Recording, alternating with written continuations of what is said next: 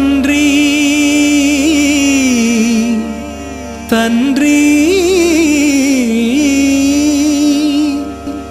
నీకా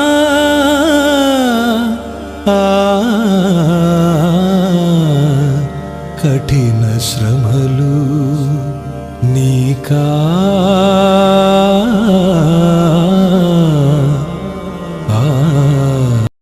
కఠిన శ్రమలు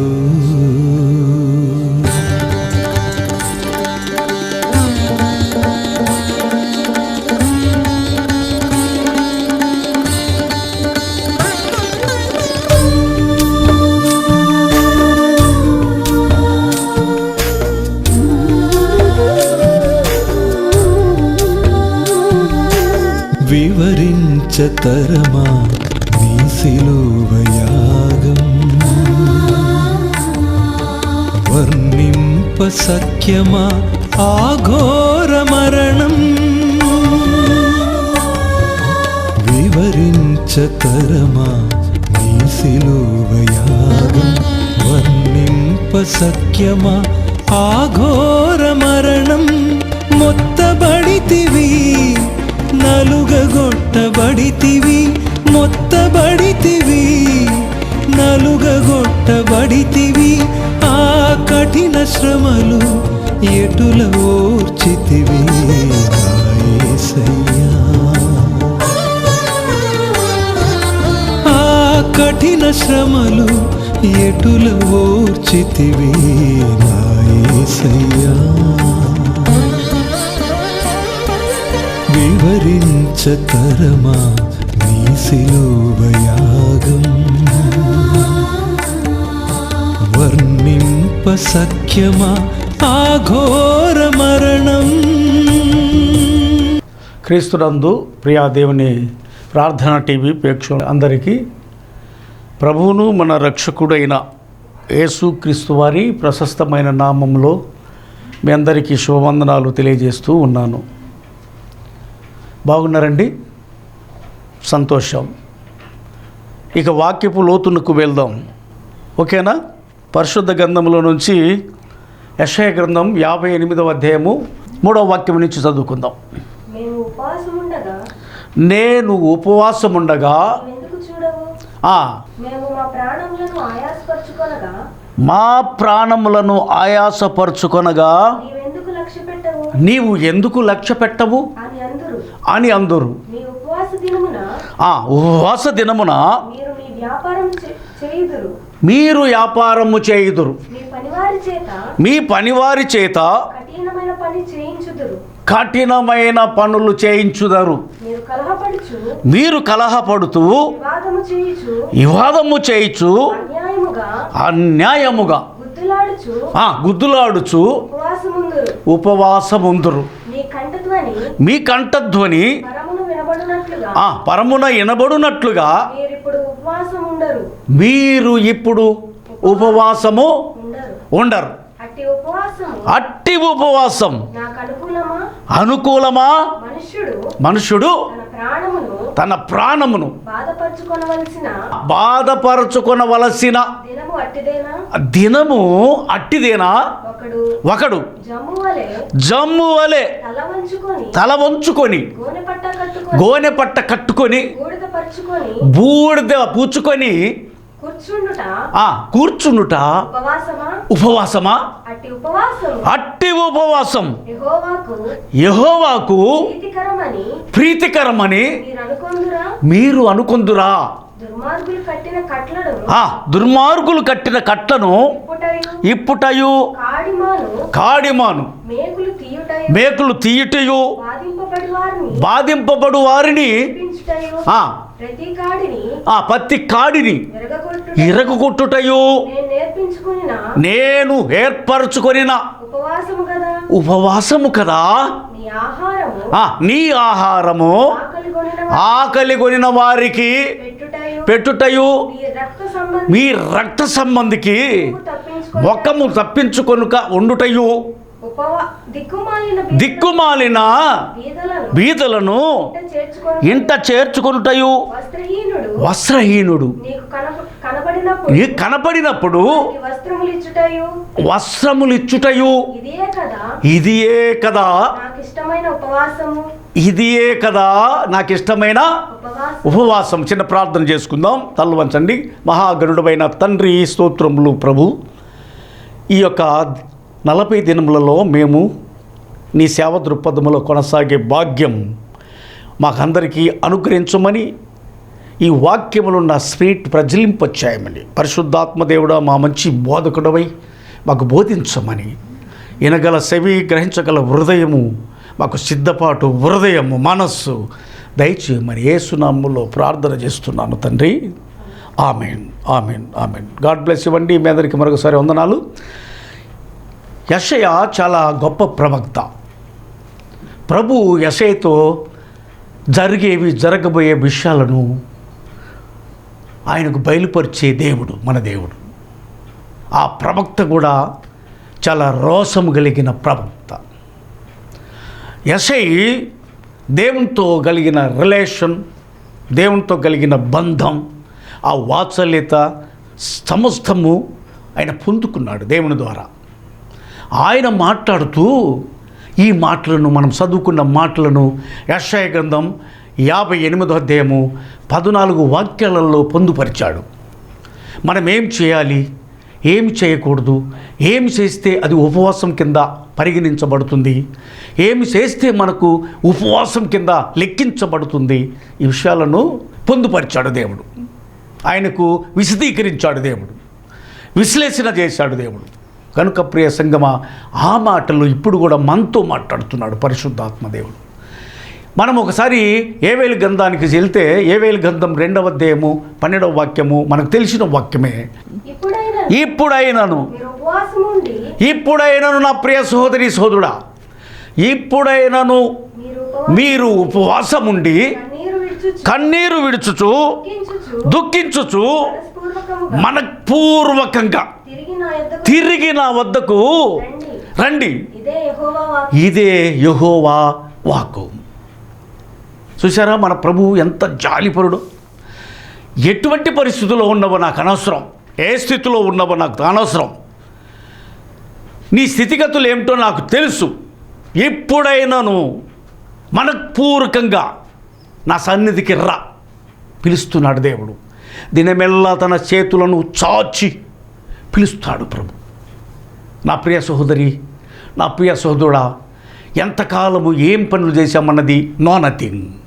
ప్రభు దగ్గర లెక్కింపులో ఉండవు. ఇప్పుడైనను అంటే ఇప్పుడే, ఈ క్షణమే మీరు ఉపవాసం ఉండి కన్నీరు విడుచుచు దుఃఖించుచు మనఃపూర్వకంగా తిరిగి రావటం అనేది ప్రభు పిలుస్తున్నాడు. ఇది యెహోవా వాక్కు. నా వాక్కు నీకు పంపిస్తా ఉన్నా, నువ్వు ఏ స్థితిలో ఉన్నవో, పరిస్థితుల్లో ఉన్నవో ఎన్ని విడిచిపెట్టావు, మనఃపూర్వకంగా విడిచిపెట్టావు. ఇప్పుడైనాను మనఃపూర్వకంగా నా వైపు తిరుగు, నిన్ను క్షమిస్తాను, నీకేమి కావాలో అవసరతలు తీరుస్తాను, నీ అవసరతలను తీరుస్తాను, నీ అక్కరలు తీరుస్తాను, నీ పరిస్థితులు మారుస్తాను, నిన్ను ఉన్నతమైన శిఖరాలపై కూర్చుండబెడతాను. ఇప్పుడైనాను దుఃఖించో, కన్నీరు కార్చో. యేవేలు ప్రవక్తతో ప్రభు ఆ మాటలను, ఆ మకరందాన్ని పంచిపెడుతున్నాడు. ఇప్పుడు కూడా ప్రభు పరిశుద్ధాత్మ ద్వారా మనతో కూడా మాట్లాడుతున్నాడు. ఉపవాసం చేస్తున్న నా ప్రియ సహోదరి సోదరులారా, ఇప్పుడైనాను మనఃపూర్వకంగా ఏ పనైనా దేవుని అంగీకరించాలంటే మనఃపూర్వకంగా చేయాలి. ఏ పని చేసినా అది దేవునికి ఇష్టం. మనసులో ఒకటి, చేసేది ఒకటి. నో, దేవునికి ఇష్టం ఉండదు. అవి దేవునికి అయిష్టంగా మారుతాయి. కనుక మనఃపూర్వకంగా చేయాలి దేవుని పని. దేవునితో రిలేషన్ కలిగి జీవించే మనము మనఃపూర్వకంగా దేవుని సేవ చేయాలి, దేవునితో కలిసి సహవాసం చేయాలి. ఇది కోరుకుంటున్నాడు. అయితే ఉపవాస దినాలు ప్రకటించినప్పుడు అసలు ప్రభు ఒక పట్టణాన్ని దుర్గతి పట్టినప్పుడు ఆ పట్టణాని కోసం ఒక దైవజనుడిని పంపిస్తాడు. ఎవరయ్యా ఆ దైవజనుడు అంటే యోనా దైవజనుని యోనా అని పిలుస్తాడు. ప్రభువా అంటాడు, నీవు నినివే పట్టణానికి వెళ్ళి స్వార్థను ప్రకటించో. నినివే పట్టణం అంతా దుర్గతి బట్టి ఉన్నది, ఆ ప్రజలంతా బహు శాపములో మగ్గిపోతున్నారు. నువ్వు వెళ్ళి ఆ పట్టణంలో స్వార్థ ప్రకటించమంటాడు. మనకు చెప్తాడు దైవజనులకి ఎక్కడికి వెళ్ళాలో, ఏ ప్రాంతానికి వెళ్ళాలో ఆయన నడిపిస్తాడు. మనవల పరిశుద్ధాత్మ దేవుడు మనలను అడుగు వేసి నడిపిస్తాడు.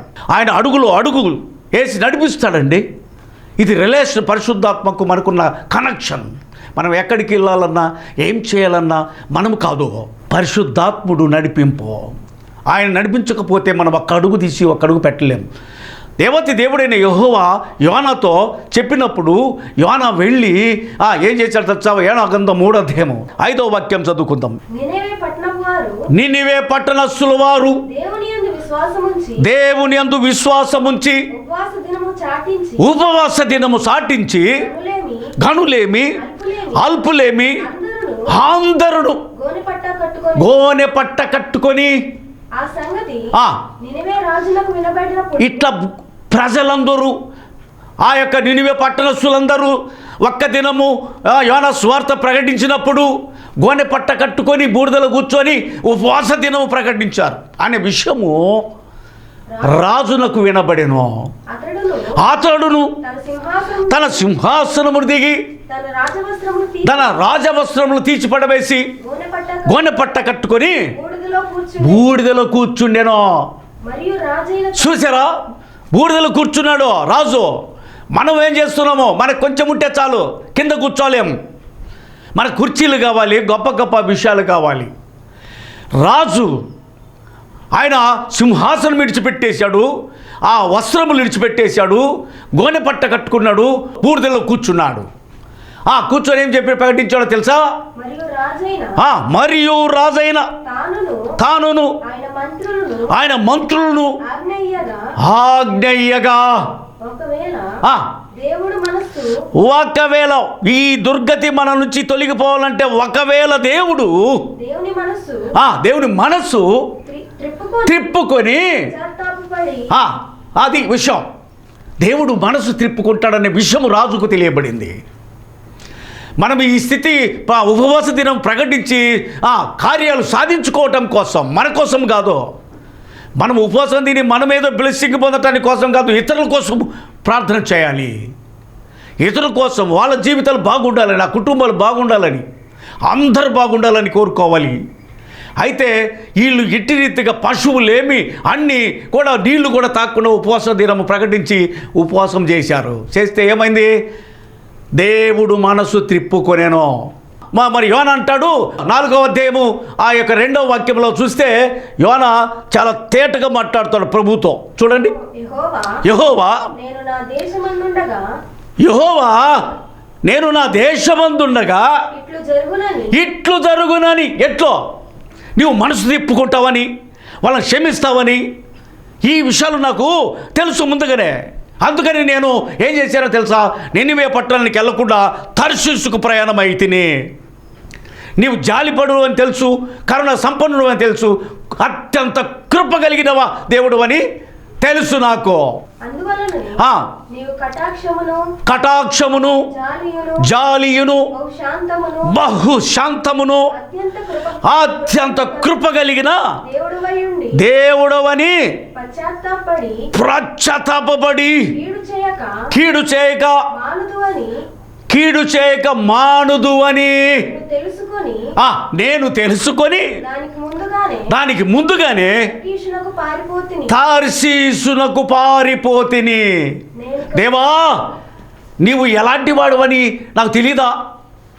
నువ్వు అత్యంత కృప కలిగిన వాడవని నాకు తెలీదా? జాలి కలిగిన వాడని నాకు తెలీదా? దయా దాక్షణ్య పూర్ణుడవని నాకు తెలుసో. నువ్వు వారి దుర్గతిని వాళ్ళు క్షమించుదేవా అని అడిగితే తప్పక నువ్వు క్షమిస్తావో. నీలో జాలి ఉంది, కరుణ ఉంది, కటాక్షం ఉంది, బహు అత్యున్నత కృప కలిగిన దేవుడవు, శాశ్వతమైన ప్రేమ కలిగిన దేవుడవు. పశ్చాత్తాపంతో వేడితే వారిని శరణు చొచ్చితే వారిని క్షమిస్తామని నాకు కూడా తెలుసు. అందుకని నేను నువ్వు చెప్పినప్పుడు నేను నినివే పట్టణానికి వెళ్లకుండా తర్షీసుకు అందుకనే వెళ్ళానయ్యా. చూసారా దేవుని వాక్యం. అయితే ఇట్టి రీతిగా ఉపవాస దినము ప్రకటించాలంటే ఉపవాసం ఉన్న నా ప్రియ సిస్టర్, నా ప్రియ సోదరుడా, నువ్వేమి సాధించాలనుకుంటున్నావో అది సాధిస్తున్నావో లేదో తెలుసుకోవాలి. ముందో నువ్వు చేసే ఉపవాసము అనేది ఎట్లా ఉండాలంటే ఇతరులకు ఉపయోగపడాలి. ఆ దేశానికి ఉపయోగపడింది. రాజు సహితము మరి గొనెపట్ట కట్టుకొని ఉపవాసంలో పశువులేమి, ఎడ్లేమి, ఏ అయినా సరే నీళ్ళు, మంచి నీళ్ళు కూడా తాక్కడానికి వీల్లేదు. కఠోరమైన ఉపవాసము, అది ఉపవాసము. ఆ ఉపవాసం చేసి దేవుని మనసుని మెత్తపరిచారు. ఆ క్రీస్తు యేసునకు కలిగిన మనసు అది. ప్రభువుని ఏడగలిగితే చాలు, ఎంత ఘోర పాపి అయినా సరే దేవుడు క్షమిస్తాడు. దేవుడు క్షమించే దేవుడు, దీర్ఘశాంతపరుడు. ఆయన కృపానిధి, దయానిధి, ప్రేమానిధి. ఆయనే మన దేవుడు అండి. అది ఆయన కొరకు మనం ప్రయాస ఎట్లా ఉండాలంటే మన స్వలాభం కోసం కాదు, ఇతరుల కొరకు ప్రయాసపడాలి. అదే నిన్ను వలె నీ పొరుగు వాడిని ప్రేమించుమన్నదే. కనుక ప్రియ నేస్తమా, ప్రియ సంగమా, నా ప్రియ మిత్రమా, ఉపవాస దినాలు, ఈ 40 రోజులు శ్రమల దినాలని ఉపవాసం ప్రకటించి చేస్తున్న వారలారా, ఎలా ఉంది మన ఉపవాస దినాలు ఈ కూడికలో? నినివే పట్టణాన్ని మరి దేవుడును నాశనం చేయటానికి ప్రకటించమన్నాడు యోనాన్ని. మనం ఏం ప్రకటిస్తున్నామో? 2 దినాలు దూతలు ప్రకటించినాయి నినివే పట్టణాన్ని. దుర్గతిని పట్టిన దుర్గతి తప్పిపోయింది. దేవుడు మనసు తిప్పుకున్నాడు, వారిని క్షమించాడు. అది ఉపవాసం అంటే. కనుక ప్రియ దేవుని పిల్లరా, పరిశుద్ధాత్మ దేవుడు మనతో మాట్లాడే ప్రతి వాక్కు బహుశ్రేష్టమైనది, ఇలువైనది. మనం ఎలా ఉండాలంటే ఎతచోళ్ళు కనపడతానికి కాదు, నువ్వు చేసే పనిలో దేవునికి కనిపించాలి. దేవుడు శబాసనాలి. మనం చేసే ప్రతి పనిని దేవుడు అంగీకరించాలి. అది అయితే ఇంకొక స్థలానికి వెళ్తున్నాను చూడండి. ఎస్తేరు గ్రంథంలో 4వ అధ్యాయము 16వ వాక్యం. నీవు పోయి షూషానునందు యూదులందరినీ సమాజ మందిరములో సమకూర్చి నా నిమిత్తము ఉపవాసముండి 3 దినములు అన్నపానములు చేయకుండా నేనును నా పనికత్తెలను ఉపవాసము ఉందుము. ఎవరేమా? ఎస్తేరు.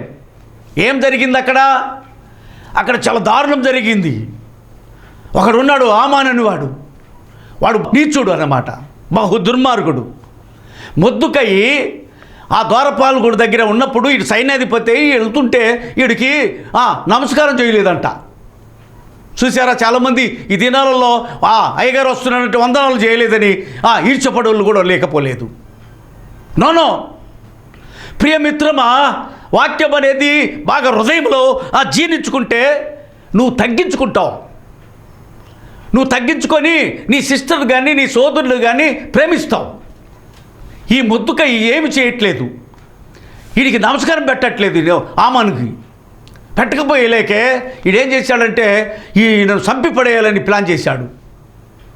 చంపిపడేయాలని 50 మూరల ఉరికొయ్యబడినాడంట. 50 మూరలు ఉరికొయ్యబడి ఒకనాడు అక్కడికి రాజు దగ్గర ఆజ్ఞ తీసుకోవటానికి కోసం అక్కడికి ఆ వరండాలో తిరుగుతున్నాడు. ఆ సమయంలో ఆ యొక్క శాసనాన్ని చదువుతున్నప్పుడు అక్కడ ఏం జరిగిందంటే ఈలోపు ఇక్కడ ఉన్నాడు, రాజేమో అక్కడ ఉన్నాడు. ఎందుకు వెళ్ళాడు ఆమాను? నీతిమంతుడైన మొద్దుకయ్యను ఉరి తీయాలని రాజు ఆజ్ఞ శాసనం కోసం వెళ్ళాడు. సమాచార గ్రంథం అప్పుడు చదువుతున్నాడు రాజు. ఆ సమయంలో ఆ గ్రంథములో ఏలుబడింది ఏంటో తెలుసండి? రాజు ప్రాణమును కాపాడాను మొద్దుకై రాజు ప్రాణమును కాపాడాను. ఆ వాక్యము చదువుతున్నాడు రాజు. ఈ ఆమనేమో మొద్దుకై ప్రాణం తీయటానికి ఉరికొయ్యి బొన్ని ఆ ఉరికొయ్యి మీద ఉరి తీయాలా రాజు ఆజ్ఞ కోసము వెళ్ళాడు. శాసనమును తయారు చేయడానికి కోసం. ఇక్కడ గమనించినట్లయితే ప్రియమిత్రమా, ఇక్కడ ఈ రెండు డిస్కషన్లు మనము అన్వేషణ చేసినట్లయితే దేవుడు ఎంత గొప్పవాడో అర్థమవుతుంది మనకి. దేవుడు ఎలాంటి వాడో మనకు తెలుస్తుంది. కాపాడటానికి సమర్థుడు దేవుడు, నిన్ను పోషించడానికి సమర్థుడైన దేవుడు, నిన్ను ఏ స్థితిలో ఉంచాలో దేవునికి తెలుసు సమస్తము. కనుక ప్రియ దేవుని బిడ్డలారా, ఇక్కడ డిస్కషన్ చూసారా, ఇటేమో ఆమానేమో మొద్దుకై ప్రాణం తీయటానికి రాజు దగ్గరికి వెళ్తున్నాడు. రాజు ఏమో సమాచార గ్రంథాన్ని తీసి చదువుతూ రాజు ప్రాణమును కాపాడేనో మొద్దుకై. ఏమైనా చేశారంటే ఏమి చేసినట్టు అక్కడ లేదు, రాయబడి లేదు. అయితే రాజు ఈ మాట విని ఎవరక్కడ అన్నాడు. సైన్యాధిపతి ఆమాను ఉన్నాడు ప్రభు అన్నారు. పిలో అన్నాడు. లోపలికి వెళ్తున్నాగానే ఆమాన్తో రాజు మాట్లాడుతున్న మాటలు ఏంటంటే, ఒక వ్యక్తికి ఘన సన్మానం చేయాలంటే ఏమి చేయాలి అన్నాడు. ఎట్లా చేయాలి, ఆ పరిస్థితులు ఏంటి అన్నప్పుడు, నేను సైన్యాధిపతిని, నేనే, నాకు తప్ప ఎవడు లేడు ఇక్కడ, కనుక ఆ ఘన సన్మానం ఏంటో నాకే చేస్తాడు కాబట్టి రాజు అనుకొని ఏం చేశాడు తెలుసా? ఈ ఆమానుడు దుర్బుద్ధి పుట్టినోడు, దురాత్మ పట్టినోడు, వీడి మనసంతా ఎట్టంటి మనసో తెలుసండి, ఇది దురాత్మ పట్టిన మనసు, ఒక వ్యక్తిని చూస్తే వారవలేని మనసు. చాలామంది ప్రజలలో ఇది ఉంది. ఆమాను లాంటి మనస్తత్వం కలిగిన వాళ్ళు సమాజ సంఘాలలో లేకపోలేదు. జాగ్రత్త.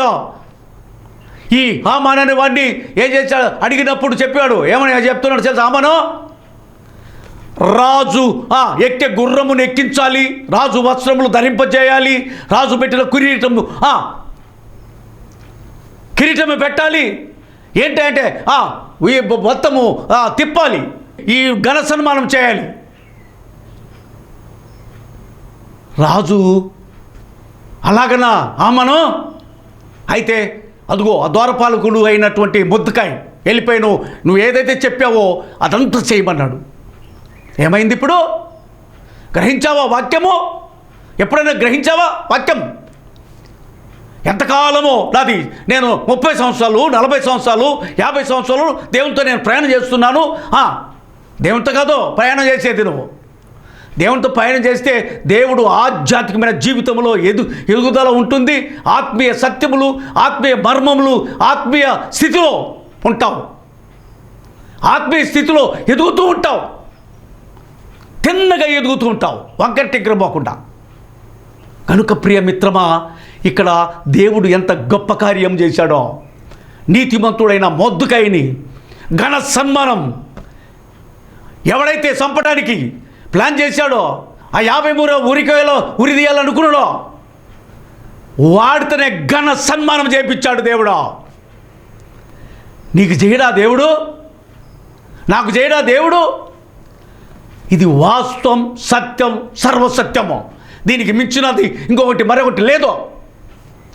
ప్రియదేవుని బిడ్డలారా, మరి అప్పుడు మరి ఘనసన్మానం చేసిన తర్వాత ఇంకా ఈర్ష్య ఎక్కువైపోయి ఆడేం చేశాడంటే, యూద జాతిని ఈయనే కాదు, ఈ మొద్దుకైనే కాదు, యూద జాతిని అసలు లేకుండా చేయాలి. ఇలాంటి మనస్తత్వం ఉన్నోడు భూమి మీద ఉండటం అనేది వ్యర్థం కదా. ఈ భూమి వ్యర్థమైపోవటం ఎందుకో? నరికి అగ్నిపడాయి. ఇది విషయం అండి. కనుక ప్రియ దేవుని బిడ్డలారా, నా ప్రియ సహోదరి సహోదరులారా, ప్రియ సంగమా, మనము ఎంతకాలము ప్రభుతో అన్వేషణ చేస్తున్నాం? ప్రభుని ఎంతకాలం దుఃఖపరుస్తున్నామా? ప్రభుని ఆనందింపజేస్తున్నామా? బల నమ్మకమైన నా ప్రియ కుమారుడా కుమార్తె అనిపించుకుంటున్నామా? ఇది విషయం అండి. కనుక ఈ విధంగా జరిగినప్పుడు ఇంకా ఎక్కువగా ఈర్ష్య ఎక్కువైపోయింది ఆమానికి. అయితే ఏం చేశాడు తెలుసా? ఈ ఒక్కనే కాదు, ఏదో జాతిని మొత్తాన్ని హతం చేయించాలని చెప్పేసి రాజు దగ్గర ఒక తాగిత ఇది ఉంది, ఒక ముద్రిక ఉంది, శాసనం అనేది తయారు చేసి ఆ సుశాను కోట మొత్తానికి పంపించి పడేశాడు. ఏమిటది? యూదా జాతిని మొత్తం నాశనం చేయాలి, పలాని డేటు పలాని టైంకి.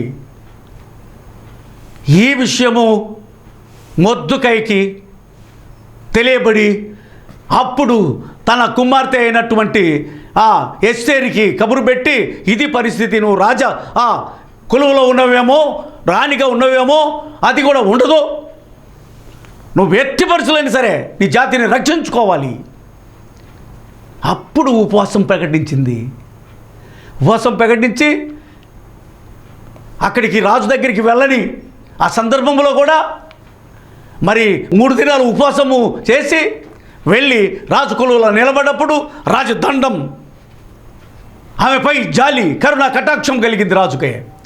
కనుక ప్రియ దేవుని బిడ్డలారా, అట్టి పరిస్థితుల్లో మరి ఆమె ఎందుకు పిలిచింది, ఆమెను కూడా పిలిచింది, ఆ విధంగా రాజు అన్ని అవగాహన అయ్యేటట్టు చేసింది, ఆ శాసనాన్ని మరలా రద్దు చేయించింది.